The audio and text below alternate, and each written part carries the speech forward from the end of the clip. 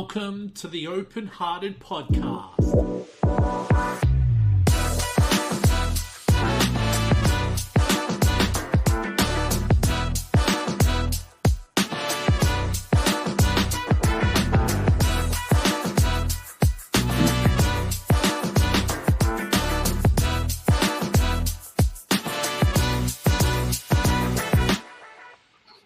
Hello and welcome to another episode of the Openhearted Podcast. My name's Will Wheeler and I'm joined by my main man, Photon John. What's going on, brother?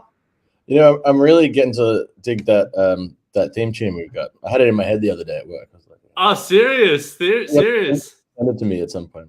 Nice. And did you have to listen back over the podcast to sort of listen to it? Oh, did you really?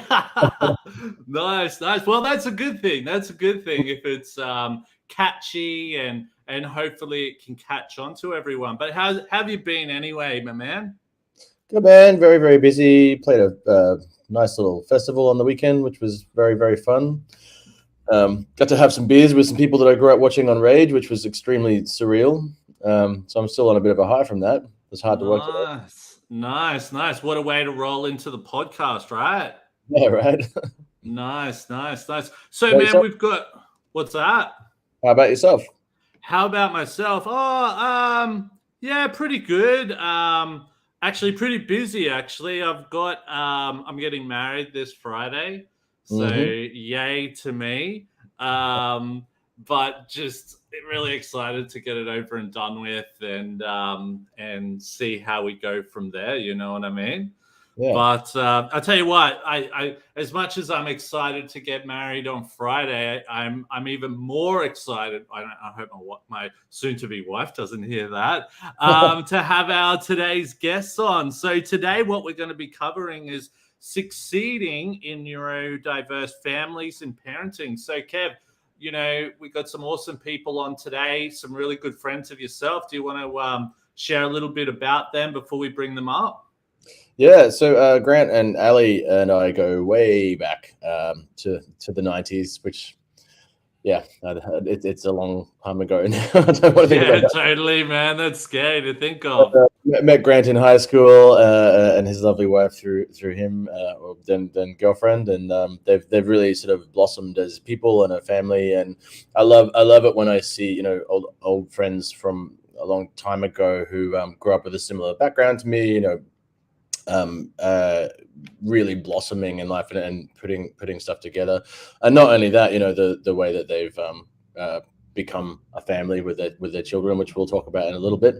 But yeah, genuinely two of the nicest, best people and couples and parents that I know. Awesome. But before we call them up, I might just do our normal stuff. So if we've got some people listening today, please subscribe, like, and follow all of our social media platforms. It helps us to be able to allow people to be able to share these great things that we're going to be talking about and maybe learn more about neurodiversity and mental health. So please, if you haven't already done so, we've got our social media pages up the top there. And also, too, I wanted to do another quick shout out to our Facebook group we've been growing. So we've actually got a neurodiversity and mental health friendships or dating page. So, you know, if that's something you're really interested in, we really want to try and grow that. So please come on and join us. Make sure you answer the questions. I have so many people joining up without answering the questions, and I have to reject them. So please answer those questions because it gives us a really good understanding about how we can best help. So before we do anything more, let's welcome Ali and Grant up onto the podcast. Hello, how are you? Ali and Grant, how are you today? Very good. Very good. Awesome. Thank you so much for coming on. You know, we really appreciate it. When Photon John reached out to me and said, man, we've got to get this couple on, I was like, oh my God, that sounds so cool. So thank you so much for donating your time. I hear you had some really cool stuff happening today. Yeah. Yes. I had a huge check presented to me, which is amazing. First time I've just ticked that off my bucket list of been getting a big giant novelty check. Unfortunately, I couldn't keep it. Spewing. But you know what? That's fantastic to hear that, you're getting some support there. And we'll talk maybe a little bit more about maybe why you got that check and all the fantastic things that are happening. Photon John, you ready to rock and roll, brother? Yeah, let's do this. All right, let's go. So, as I said, Ali and Grant and I go quite a ways back. So I may forget to mention particular things. So I guess well, before we get into those questions, I got to ask, is that the normal run of things that the people don't get to keep those giant checks that they get handed? Yeah. Well, I mean, I don't know too much about it, but I think so. This looked like it was one that was like whiteboard marker and they got to keep. I did ask, but okay. Man, I thought they could keep those. I'd love to take it into the bank and I know, that's what I was hoping. I actually asked the exact same question when they first told me about it. But actually, before we start, if there is anyone listening, please remember to feel free to comment.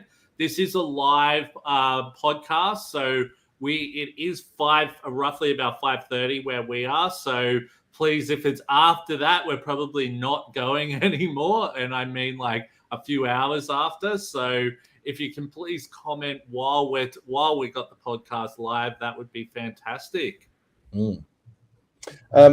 So as I said, we'll get you guys to run through a little bit of your individual backgrounds if you could. But particularly, we grew up in an interesting area, and a lot of people who grew up in that sort of area maybe didn't make out as good as some others. But I'd really like to just sort of hear a little bit about how coming from there and where you've ended up as people and professionally. And then we'll dive a little into Assorted Grains, which is the not-for-profit that Ali and Grant run themselves. Sure. Do you want to go first? You can go. Okay. So I guess I grew up, we live in Logan, which is, I guess, probably about 20 minutes south of Brisbane. And it doesn't have the greatest reputation. It's known for being a very diverse region. But a lot of that is really unfair as well. I think it's evolved a lot over time. Obviously, there's going to be disadvantage in every region that we're in. But I guess one of the reasons why I've ended up where I'm at is because I'm really passionate about the community here and community in general. And it's something that really, I guess, a place that I fit a lot better than, say, for example, a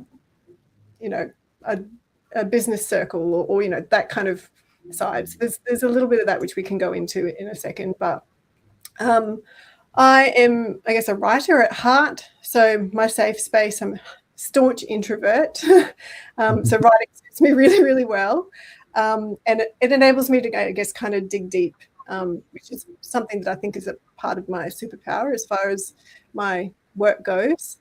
But it's, aside from that, I am, to go with that community side is a big kind of art and culture drive, kind of bring people together and the power of that and what that it means to people and what it has the capacity to do with community. So yeah, that's mostly me.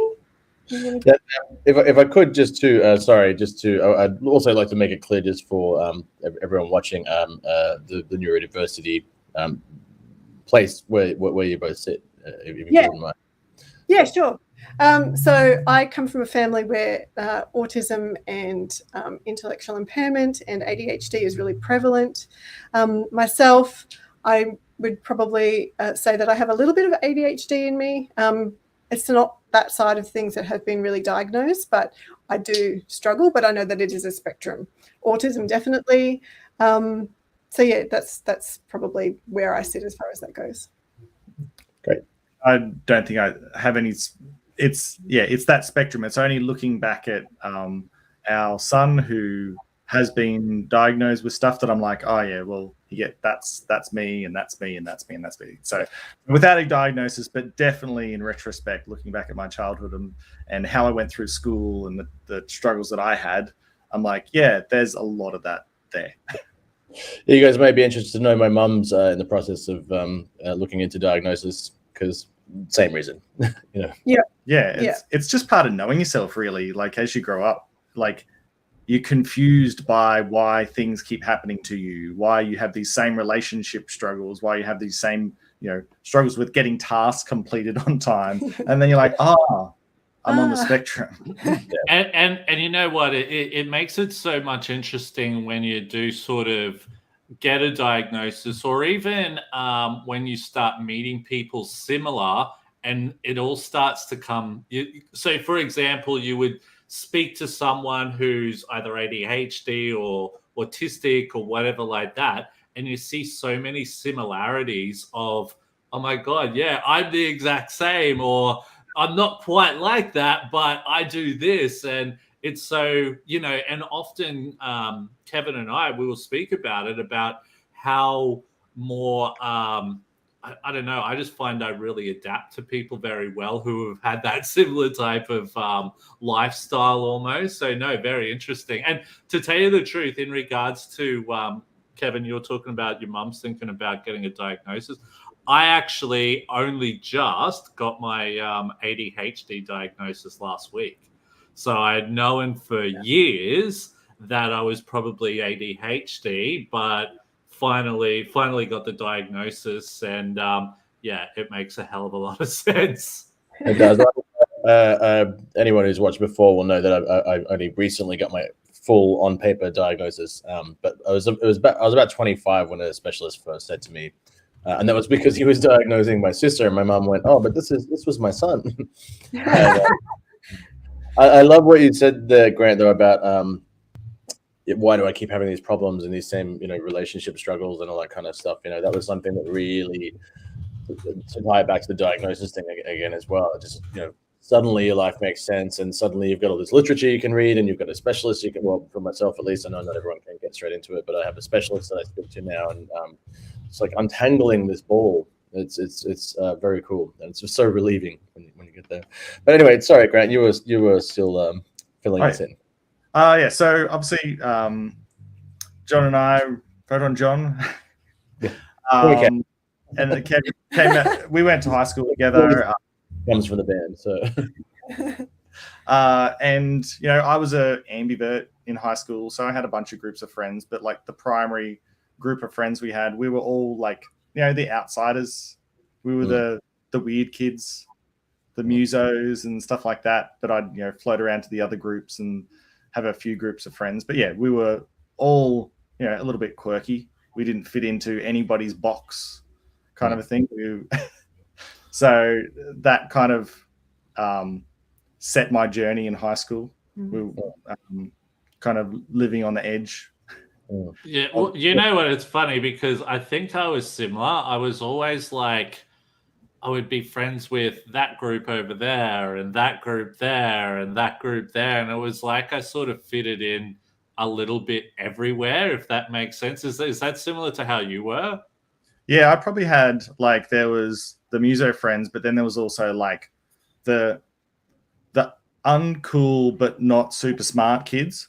Who were like the geeks, but everyone just they're more like nerds, like had like weird nerd passions. Like the super smart ones that had the nerd passions, but like they were still cool people. Like I used to hang these weird groups of people that I used to hang around with. So yeah. Totally. The library is also the safe space. Yeah, and I'm willing to bet many of these weirder outsider groups, there was a lot more neurodiversity there than anyone would have been aware of at the time. Because can I say something on that, right? Like it's interesting because now we've got like Facebook and so much social media, you know, we're able to connect with people who we went to school with like over 20 years ago or whatever like that. And it's been so interesting because a lot of the people I'm connected with, I'm connected with a lot of people from school, but it seems the ones that I make a lot of conversation with now, you know, you could probably say the square pegs.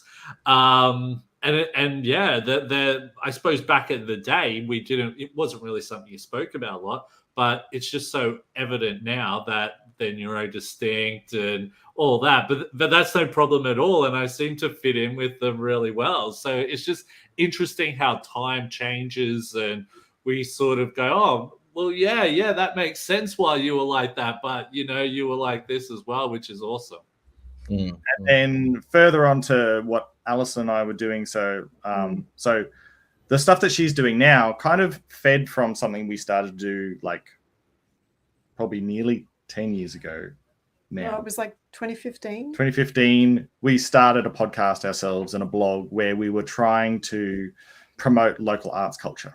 And that is a driver because, the arts is the glue that holds society together. It's how we share stories and all that sort of stuff. So we were trying to highlight local artists and local stories. And I think it's a very inclusive space. Yeah. And I, well, yes. And, that's why, some of our friend groups, particularly in high school, kind of came together. It was all about, music and the arts and stuff.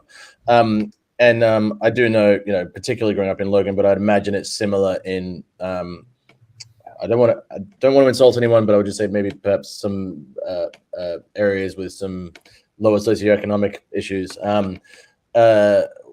There's not a lot of support for that. I remember Grant, you and I going to a bunch of stuff, just at local community halls, and we were always so grateful when bands bothered to come out and play for us because we just didn't have it there. We were all trying to start bands. There was nowhere to play. There wasn't a lot of support. But still, there was so many kids around, wanting to do this. The infrastructure wasn't there to support it. You know what? Like, I remember when, I was in bands and that probably from around grade 12 going into my early 20s, all that. And I don't know, with the arts and all that, that was where I really started to feel comfortable within myself. I really found who I was. And, because I suppose back in school, especially being dyslexic, I knew I was dyslexic at the time. I was failing miserably. I was probably using, different types of drugs, experimenting with alcohol. I was 18 in grade 12. So, I would go out and drink during the week, go to clubs and all that type of stuff. So I suppose the whole school thing really knocked my confidence. But, the arts was where I really was able to build this character of who I was or who I knew I was. And that's where I really started to feel, a lot, what's the word I'm looking for? I suppose proud of myself, little things like that. So, no, I think the arts can be very helpful for a lot of people. Yeah, there's a lady down our way, Tammy Choir, and she has a art studio where she does a lot of art therapy with kids. And we wanted to talk to her at one time about some of the kids that she had, but it's a little bit of a touchy subject because she gets kids sometimes that are, self-harming and that sort of stuff. Not just cutting themselves, but trying to commit suicide, really. And so she works with them and through the art and gets them to kind of build themselves back up through their, building a skill through arts practice. And she's got a great story too, like her personal story. Should connect us with her later. So very quickly before we get into the next bit is I remember just as being autistic, when I discovered music, you get automatic cool tickets. And also we could just be like, hey, I can talk about nothing but Smashing Pumpkins for 2 hours, which is what I wanted to go autistic, obsessed. And people don't go, oh, you're a weirdo. I mean, they did, but not as badly. So I guess let's get a little into your not-for-profit Assorted Grains. We've spoken, I guess, a little to the context of it, but let's run through that. Yeah, so like you said before, it's really, probably not a lot has changed. It's kind of down a lot within the last, 20 years since we graduated school, as far as, what's available here to go and, you can't really go and see bands. There's, there is some stuff that's happening and a lot more now than there ever has been. But one of the reasons that we really drove this is because we want to activate the region. And we want to bring unique arts and cultural experiences that they're interactive. They're not passive where you go and you sit with someone busking in the corner or whatever. It's something that you engage with and that you connect people with and that it's interesting. And part of that is also doing like programs and stuff as well to build up the creative sector and support artists in the region. Yeah. And do you guys? Oh, sorry. It's not just music either, is it? No. So it's music, it's live art, it's poetry, it's everything. Yeah, you're got a few. Maybe that's a lot of people interested in your arts programs. The people who are live. So, in regards to a lot of the stuff that you do you work in with, like, say, schools or maybe some of the Indigenous communities, or what some of the programs consist of? Yeah, so we've been around for about 6 months. So the last, we did a pilot program or pilot event in the middle of last year by the two founders, myself and a guy called Jimmy Watts, who runs Bad Octopi Productions and has his own Jimmy Watts sort of band. And that event was live spoken word by an Indian trans woman, as well as 4 local bands, a live mural artist playing at the same time, and a bunch of exhibited art. So we wanted to kind of bring the stories of the region together and do that. From there, it really took us a few months to kind of get together and do all the boring, I guess, stuff to put the association together officially. At the beginning of this year, we bought a mobile trailer stage. And so when we mentioned the big check before, and a big shout out to Councillor Jeremiah, which was amazing for that. But he has actually invested into us putting, the truss and the lights and all of the stuff in there so that we can actually get that out on the road. So you've got a mobile trailer where you can set up wherever, and yep. Oh man, I wish I had known you back when I was in bands and that. Damn, that would have been awesome. Yeah. So I guess for us, it's more about being able to go wherever the community is, because Logan is such a vast region. We don't want to kind of just be sitting in one spot where people have to travel like potentially 20 minutes or 40 minutes to us. We can move around and take it to them, and that's really kind of cool. Can I say, right, like I remember like being young, and I'm talking like 17, 18 or whatever, and being in bands, and I used to love even just like getting a gig at the local skate park, because you knew that all your friends were going to be there. You'd invite all your mates down, and you felt like you could just show off all the hard work that you'd been working on in your jam room with your mates. And it was cool. It was fun. So, yeah, being able to set up in certain areas and all that is awesome. Yeah. Mm-hmm. Yeah. So we've got the Logan Writers Festival, the stage will premiere at with its little facelift, or part of the facelift, by the time we get it done. And then, the plan is to just smash the region with events and, bring stuff that's unique and partner with existing organizations and really, Would you ever consider going like even out west even more, where maybe none of that type of stuff ever happens?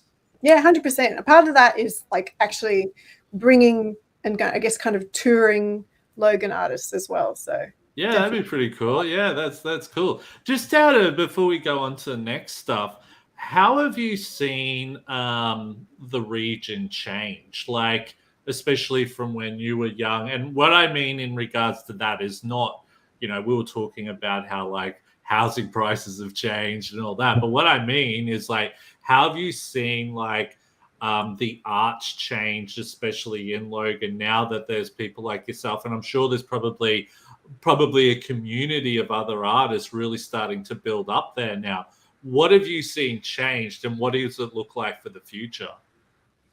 I think there's been a shift at like local government level as well, which has been, part of the reason we started back in 2015 was to kind of build that shift. And it's kind of had a really slow burn momentum that's kind of built up to where we are now. And that's kind of like, we have the new Kingston Butter Factory, which is like a 5,000 capacity outdoor, premier stage. It's pretty much like River Stage now. Yeah. An amazing theatre inside, and like some really dynamic spaces, and lots of, I guess the biggest challenge in our region is that there's lots of little different tiny organisations that don't really have a way to connect. And all of that sort of stuff has started to happen a lot over the last, I guess, kind of couple of years. Yeah, people see that there's stuff not there, so they start to do it themselves because they can't see anybody else doing it It's like, heat death of the universe, we're not going to be able to see any of the, in a million years, we're not going to be able to see any of the stars because everything will be traveling so far apart. But these communities that pop up are like that. Communities are so disparate that they can't see anybody around them doing the same thing. So what we're trying to do is connect as many people as we can, get a registry of all of the community resources that exist, like little community halls, people doing this and that or the other that they want to, let everybody else know exists, but, get people onto mailing lists so that they can, be utilized for these sorts of projects. Yeah, fantastic. Awesome. Well, I'm digesting so much of that. We should talk about that at another time. But really, the reason we're here is to talk about your family and how that works. As a neurodiverse family in the truest sense of the word, we've got ASD, we've got ADHD, some degree of neurotypicality in there as well. And obviously a transgender son. I would like to say, though, just before we get further into this, that we are definitely not endorsing associating being transgender with mental illness at all. Neurodiversity is a broad umbrella. It contains many things. Mental health can be one of those, but that we're not putting that in that pocket. But if you could just tell us a little about your family and how that works, considering everyone. If you could just let us know who's in the family. Okay. Yep. So we've got our youngest daughter, Charlie. Mm-hmm. She's 11. Mm-hmm. Then our son, Alice, who's 15. Mm-hmm. And which is a bit confusing. He also goes by Archie. Because he recognizes that Alice is associated with the feminine side, but it's not a binary as such. It's a he, they, so it's very fluid, but mostly male, if that makes sense. Yeah. And yourself? And myself. And me. I identify as male. And so, what in terms of having a family with a few different neurodiversities, could you just give us sort of a snapshot of I guess a day in the life, some challenges you might face, how you work together, coming from potentially different viewpoints, well, not viewpoints, different brains, and how you make it all work together. I think probably the time we feel it the most is at the end of a school semester or term, when all of the work starts to pile up, and schools, the way schools work, where they go through the term, and you've got all the learning that happens, and then they start to do assignments in class, and we find that with Alice that we need to make sure that we're just trying to draw out as much information about those assignments coming, because it's really that executive planning stuff that he has the most trouble with. And then there's a certain amount of will that when you go to do a task, if you don't want to do the task, then you've only got a certain amount of personal will to actually complete that task, and then you run out of F's. And particularly for someone with that's true. Particularly for someone with ADHD, you really can't force them. They can't be forced to do something that they've not engaged with. It's really difficult. So we've had him completely shut down, start nervous ticking, when we didn't really fully understand what was going on, and we were pushing too hard. And a lot of it's it's always a work in progress, but a lot of it has to do with understanding where the pressure is coming from, being able to be really open with teachers and saying, well, you can't just say you didn't get this done, you need to sit down and do it till it's done, because it doesn't work that way. Can I say, so how has the school been? How have they been in regards to, obviously, there's a lot of different things happening with your son. How have they been over the whole process? Because this is probably, it's a different process compared to a lot of other families. So how's that process been? They've been super, super supportive. They have, that's great. Yeah, it's been really good. Yeah. I'm trying to think back when I was in high school, if some kid tried to come to school wearing the uniform of their assigned birth gender, like that would cause all sorts of problems. Totally.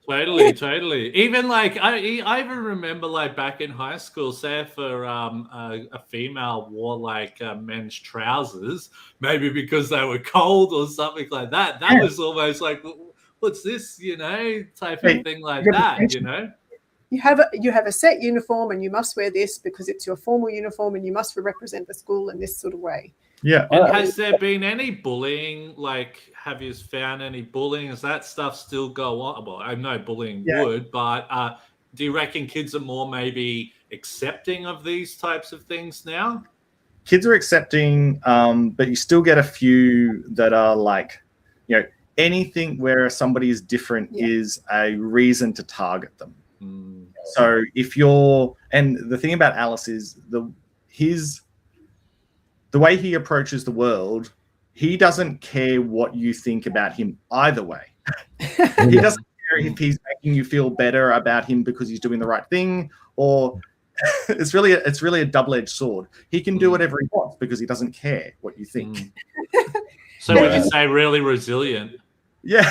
And that can be great. There's been like cases where there's a group of friends was targeted online and like spammed with like horrible hate speech. And the first thing we did was, flag it with the school and say, this is what's happening, and these kids went to the teacher or the main, what do they call them? Head of department or whatever it is. That one probably wasn't as great an experience. Yeah. But I mean, I think what I got out of that was that I was like, I had to reinforce they're only going to come to you once. If you don't do something or don't make them feel like they're heard that first time, they're never going to come back to you. And they were really responsive to that and told me what they did. But it was still like you have to be prepared to advocate and you have to understand, what their challenges are and what they struggle with and where their strengths are. And it's the same with yourself. But you need to really be clear about that because the teachers and the school don't have that background a lot of the time and they don't really get it, even if they think they get it. Are there specific people within schools these days who are assigned or to have an understanding of this sort of stuff, or it's mostly the guidance counselor? Yeah. Because we were I don't even think we had a guidance counselor when we were at. Did they have a guidance counselor when you were at school? I think there was a guidance counselor at Shayla. Really? Wow. Then they went a bit heavy on the chaplains. We had a chaplain. Yeah. We had an adopt-a-cop, but I don't think that person was very approachable. Adopt-a-cop, yeah. I think we had an adopt-a-cop too. But in general, I guess there would be an agreement that it is a little bit better than perhaps in our time in high school. And I mean, I remember haircuts were a thing. Girls couldn't have short hair and boys couldn't have long hair. Like, I mean, that's showing how old I am, but I remember that being a thing, Cool. Okay. So I guess, when it comes to dealing with day-to-day school life and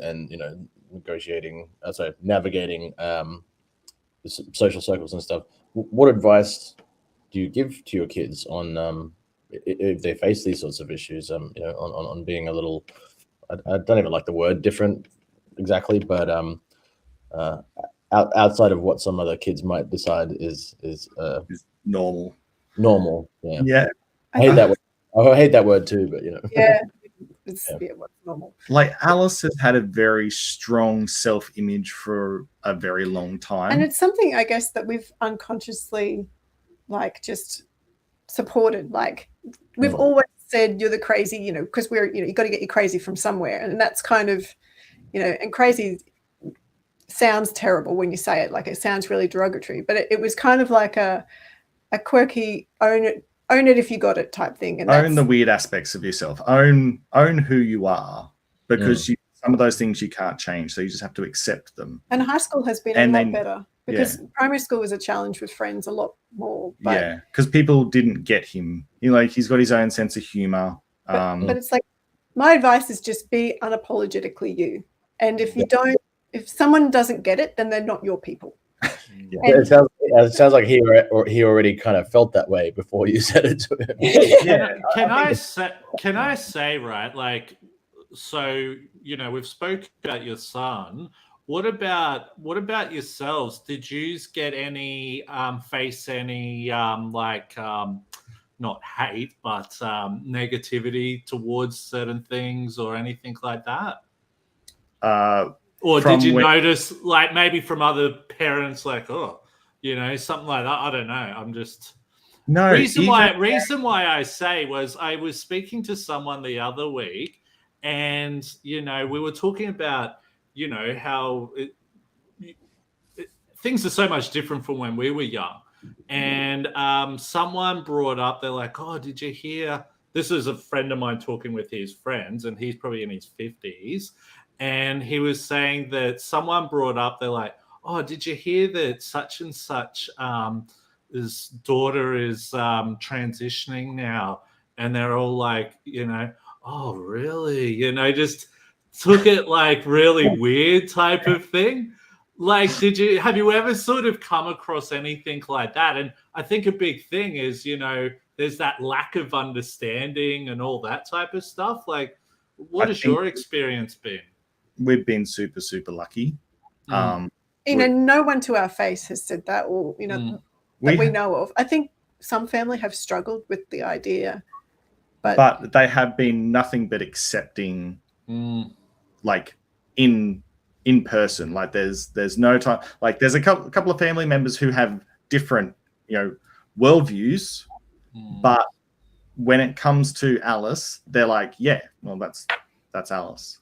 Yeah. It's just, they want their, you know, they may have different worldviews, but they, you know, they're parents and they don't want to be, what's the word? They don't want to distress a child. Is that sort of...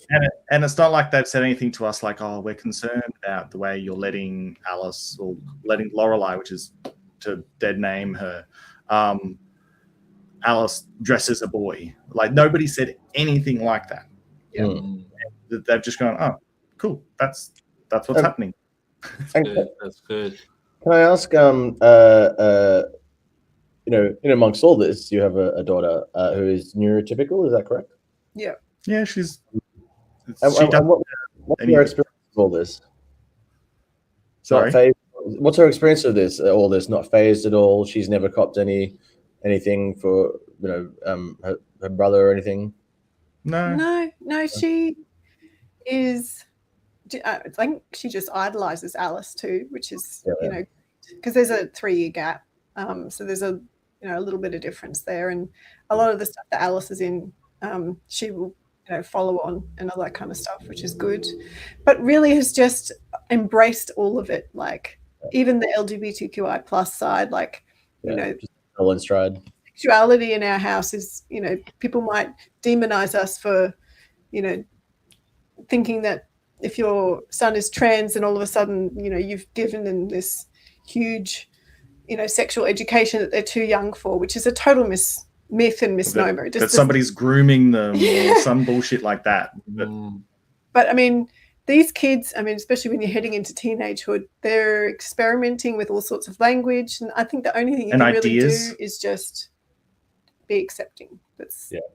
Like you got to watch out that, you know, that your kids aren't being groomed by somebody. Like what is the statistic that kids who are sexually molested, it's usually by a family member or a trusted person in the, like, close to the family. So you do have to keep an eye out, but that's not, I think we all know now that that's not the reason why people are gay, which is an idea that they had in the past. Only reason gay is because they were molested or they had some experience in the past. But I think that we're all comfortable now with the idea that it's a sexuality and identity are a spectrum. It's not a binary. Yeah. I guess I'm kind of glad not to live in Florida or somewhere like that right now, given some of the conversations around that going on. True. Okay, cool. So it really just takes it all in stride. I guess you do really learn prejudice. You know, most kids are fine. I've had the privilege of you know, sort of later in life, having a few friends transition and they've transitioned a bit later in life.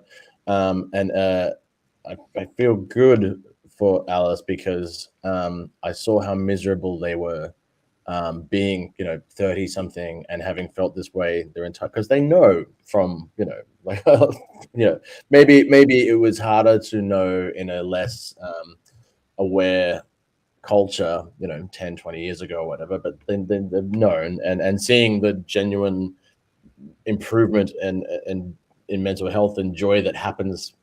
Can I say something on that, right? Like, I've known people who have transitioned and all that type of thing, and it's been interesting to hear, like, for such a long period they couldn't be who they wanted to be, type of thing. Like, I remember a friend of mine, she was telling me about how she would be sitting down with her daughter, seeing her playing, like, tea parties and all that, and she was like, man, I really wish I could be doing the same with you, and but once she had all the operation and all that, completely different person and on top of the world, and I think we're seeing a lot of that now. So many people are being themselves later in life now, and it's a huge burden off their shoulders. Yeah, exactly. Okay, so if we could move on a little, I'd like to focus a little on the relationship, the two of you, if you don't mind. Grant, whether you believe yourself to be neurotypical or not, there is a difference there. Is there anything in particular I was thinking that you may have learned over the years with regards to making things work between the two of you, if you potentially seeing something differently, due to neurodiversity or anything to do with communication that you could enlighten us all on that has really helped things. I mean, you guys have been together for how long now? A long time. 22 years. Yeah. Enlighten the world for us. Well, Alison, I was making the joke the other night with some people that you're my AI, my Alison intelligence, my AI assistant, because she does all the forward planning. Yeah. Make sure that everything's running on time. I'm bad at communicating, so I think that's I think our communication styles have definitely we complement each other quite well, I think, from the get-go, which has helped a lot. It's definitely, I know if I'm really upset, I shut down, which is something that you've really had to coax out of me. And I've gotten a lot better over the years, but when we first started that original podcast, my social anxiety was, I had my moments, still huge. So it's still like Grant being the extrovert between us is like, okay, we need to go and talk to people. And I'm like, no, I don't want to do this. Well, like we went to something the other night. It was a magazine launch, and we talked to one person there who we had some other knowledge, like we'd met at from some other thing, but we didn't go and talk to the magazine's like authors or anything, just editors or anything like that. Even though Alison paid a couple $100 to support these people, and we went to this. But I was like, oh, should we go talk to this person? Go talk to that person. She's like, Yeah. I do, and it's better at some points than it is others. But yeah, as far as most things go, it seems to be okay. I know that, like, with my partner and myself, she's very introverted and I'm extroverted. So, we do complement each other really well. And you would think it wouldn't work because you'd think, hang on, you both need to be extroverted. But you know what? It actually works really well because, we'll go to, I love going to networking events, but my partner, she could never go to a networking event, but she comes with me a lot of the time. So we're able to make conversations together type of thing. So it usually works really well. And I'm just so, and, I'm I'm the one who runs the house. Like, what I mean is like pay all the bills and all that. And my partner would tell you herself, she'd be like, no way, you do all that type of stuff. But she's really, sometimes I can be a little bit unorganized with stuff. So she loves the cleaning part of things where I can do all the other things. So it weighs itself up. Do you guys find that? Yeah, definitely. Yeah, parenting is and especially once you add kids into the mix, parenting is definitely a team sport. True. Because you get these little wedges that come in and try and push themselves between you. If you're not a solid solid team, they'll wedge you apart. Yeah. A different kind of relationship would be me and Will. So trying to put an app together. And Will's just shooting out amazing ideas at 1,000,000 miles a second. And I'm like, whoa, let's put this in a list. Let's put it into phases. Yeah, and it does. It works really well because, we're able to sit there. And I was only talking about that to someone the other day. And, that saying how they say, is it opposites attract? Is that the saying? It's actually quite true. Do you know what I mean? Because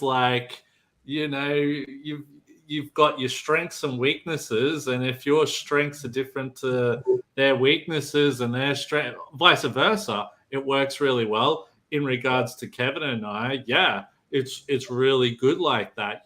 Kevin, I'm the one going out and talking to people because that's my strength, and everywhere where Kevin likes to be in the background, making sure everything's prim and proper, which actually makes it a lot easier for me because I can see everything's perfect, not all over the place type of thing. But I think that quality too, definitely important. I'd say more important to have in a neurodiverse relationship, but just a good understanding to have of a partner anywhere, which is that you are different, you have differences, you can handle some things, can't, bounce off each other, learn how you work better as a team and where you work better separately, and just communicate, I think. And you guys do that better than any neurotypical couple I know. So we have our moments. I think we have the same kind of geekiness. Like, we're both really into, we pretty much exclusively only watch sci-fi and things like that, which really helps as well as far as all of that stuff goes. But cool. Ground. Systems thinking. I like big systems thinking guy. Problem solving. I think that's another one where I put my strengths. But coming up with the solution and then seeing that solution through is not such a big thing. That's not my thing. I'll pass that over. The task execution goes to Ali.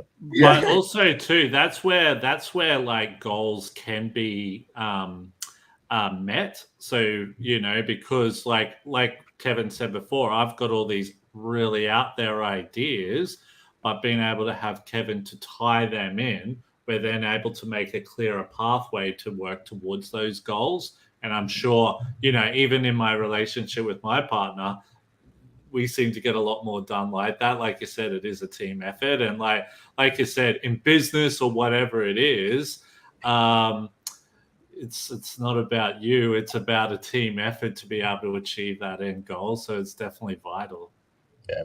Again, in the 20-something years I've known you, I remember the early days, it was very clear that you had aligned goals in life. So I think that helps quite a bit. I really only had one more question, which was a little to do with, because we've sort of a good segue. Will and I have been talking about trying to do an app or a business or whatever as neurodiverse people. How do you find, we have covered a little bit to do with it, but how do you find trying to run this thing, Assorted Grains, as neurodiverse business owners? I know, obviously, it's your co-founder is not Grant, but I assume you're involved. I mean, I guess for me, I'm very much like Will in the fact that I have all these huge ideas, and the challenge is on getting them all down. And so in some ways, I'm really good with the organization. Like the family dynamic is really something that I drive, and They tend to drive some of this, assorted grain stuff. But I've learned over the years that delegation and asking for help is really one of my weak points. I just get in and I just do, because that way I can focus and I know that it's getting done. So it's really been an evolving process to kind of, and that's a lot of it has to do with self-awareness and where, and that's why she does all the house organizing, because she can't give any of it up. Control freak. Just to be clear, Grant's not like, yeah, you do it. He's actually fantastic as far as everything house goes. He's not giving himself enough credit, but sometimes I look at the processes Alison's doing. I'm like, is there a way we could make that better and easier for you? Like that time, like there was a time when we were doing like the budget, and she would print out the statement and then hand type that into a spreadsheet. I'm like, there's got to be a better way. My brain needed to do it that way, though. So I made a full spreadsheet so that you like exported the CSV. I will do things the hard and... way a lot before someone comes along and says that's wrong. I'm the same sometimes. Just, I need to do this thing this way. Well, it's actually true. It's the way that I need to do it. Well, it's actually true. Like I'm coaching a guy at the moment, and I'm like, oh man, why don't you use like technology to help you, be more efficient and all that? And he's like, look, I just don't want to. I just want to I like having my pen and paper and all that type of stuff. So I sort of thought to myself, well, if it works, why change it? Sometimes when you move someone to something that, they're not comfortable with, it could be just as easy for them to do it the way that they're doing, if that works for them type of thing. But see, that's where Grant's brain starts to go, but efficiency. Oh, yeah, and that's fine as well. I've landed on both sides of that, and depending on the situation, I will just throw out real quick. We know that the streaming system is not always giving us accurate numbers. So if there are people out there listening, I can see there are people. And thank you, Naz, for that earlier comment. That was very cool. Who want to ask any questions, pop them in now as we sort of start to think about wrapping this up. But is there anything we haven't covered today that you guys really wanted to say? Any topic you can think of with regards to neurodiversity in general, your family, your relationship, your business, or not-for-profit? I would say as a parent, like when it comes to your kids, like what we've learned is you have to accept first whatever comes in, and then, and then see what needs to happen from there. Like, it just feels like with what's happened with Alison, and potentially even with anything that might happen with Charlie in the future, that we don't have any control over that necessarily. They are, the creatures that they are, and genetics has a certain amount to do with that, and the environment has a certain amount to do with that. But you just kind of have to roll with those punches. You can't like enforce your ideas on your children and have them be the things that you want them to be. You just have to go, oh, well, you have to watch them. And you watch them as they grow up, and you just have to see what brings them joy and try and push them towards that and encourage them and give them the tools and then support them in any way that you can. Yeah. I think that's There's that quote that's always, I think it's falsely attributed to Einstein, but it's like, if you judge an elephant by its ability to climb a tree, it's always going to be a failure. Yeah. Exactly. Yeah. If you judge it by the ability to trample a woman to death and then come back at her funeral and trample her again. Let's hope that doesn't happen. Saw that news story, but that was wow. Cool. We're not quite at time yet. Was there anything, Will, that you any burning questions you had? Look. I think we've covered some really interesting points there. I think it's and I think as well, that like I often hear, and I'm actually going to be speaking at for a company shortly on a panel about like parenting and neurodistinct parents or even children, all that type of stuff. But I think the biggest thing that some parents I hear of as well is like being in a job and having a neurodistinct child as well. So we might be talking about a kid who's autistic, who's having real problems at school, all that. Have you? Well, Ali, I know you work for yourself, but Grant. So what do you do for a job? Just out of curiosity. Work in IT for the Queensland government. Okay, great. Have you ever had any situations where maybe something's happened and you've had to leave work, or has work been supportive of your family? Because it sounds like you guys have got it down really well pat, but there are a lot of families out there who may be new to having a neurodistinct child. What's some advice or what's some experience you've had on that? Well, the Queensland government is an awesome place to work as far as flexible work hours and flexible arrangements and stuff like that. It's just, I'm so lucky to have aptitude for computer technology and have gotten a job with the Queensland government. I work hard. You guys, Queensland public, you're getting your money's worth from me. I'm putting in the hard yards for you. And they've just been, great as far as that goes. There's times you have to leave work. I do feel sorry for people that might not have the opportunities to be working for employers that are going to give them that sort of time and are working long hours. And parenting is hard in that sometimes you do need to spend the time with your kids, or else things can go off the rails very quickly.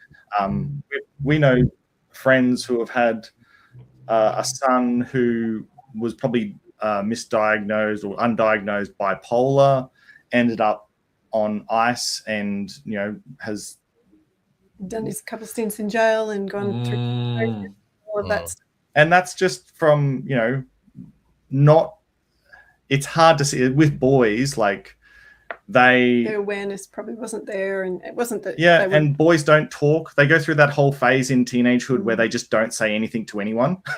Just shutting down is something that boys definitely do, and I think that's cultural as well. And I think for myself, I went off in that sort of route for a long time.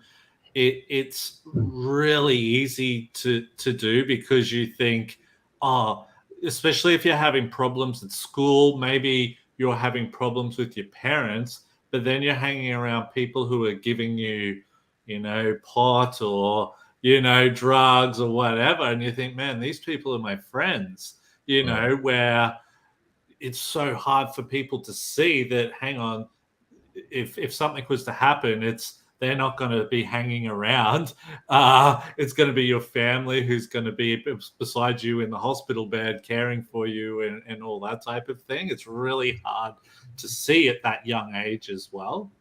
I went very into that world as a young kid, because there was no understanding, or and to be fair, there was very little understanding around autism in the 90s. I had no idea what was going on with me. I knew that I wasn't the same as everyone else. There's something going on. I was trying really hard to have friends, and I was trying really hard to have good relationships, and I just couldn't figure out what the hell was going on in my brain, and like why I was just like living in this parallel universe. So I was like, well, I might just disappear to that parallel universe all the time then, and it was sort of comforting to just get messed up and all that kind of stuff. Well, I remember like worse than it did. I'm lucky in that sense. But like I remember back in those days, like using certain things and going, "Oh my God, this is like my medicine." It just took me away from failing school, teachers breathing down my neck, my parents breathing down my neck. Knowing that I was going to fail school and people thinking I was an idiot, and it like just took me into this other world type of thing. And sometimes you know, when young kids get into that world, it can be very difficult. You know, I could go and mentor a kid, you know, but they're just going to think, oh, this guy doesn't know what he's talking about, and all that type of stuff. So it's really difficult. Kevin, did you have anything else you wanted to say, my man? No, I'm feeling like we probably could have spent a bit longer on that specific topic, but maybe that's another episode. Yeah, totally. But Thank you. Sorry, what was that? Self-medication because of undiagnosed, misdiagnosis, or lack of diagnosis. Oh, yeah. Lack of diagnosis back in those days. I only found out I was ADHD last week, you know. And it all makes sense now. Like, looking back at it all, I'm like, wow, now I know why I was looking out the window, or why I couldn't do this and that type of thing there. But before we go, Grant and Ali, thank you so much for coming on. If people wanted to get in touch with you guys or follow the work that you're doing, what's the best way to get in touch? Well, you can, I don't know if you can see that. It's probably backwards. Oh, actually, here, we'll flip the... Assorted Grains that we need to go. Just find me. So it's assortedgrains.org.au. But aside from that, yeah. Great. Fantastic. Cool. Photon John, do you have anything else you wanted to say, brother? Just thank you to my very good friends. You are lovely people, and it's been awesome. This is one of my favorite chats. Yeah, yes. Awesome. Well, thank you so much for coming on today. We so appreciate it. For anyone who's listening, if you haven't already done so, please subscribe, like, and follow all of our social media channels. Awesome podcast. Thank you so much for coming on, guys, and I really wish you the best of luck in the future. My name's Will Wheeler. I'm with my main man here, Photon John. Thank you so much for listening to the Openhearted Podcast, and I look forward to seeing you at our next episode. Take care. Bye.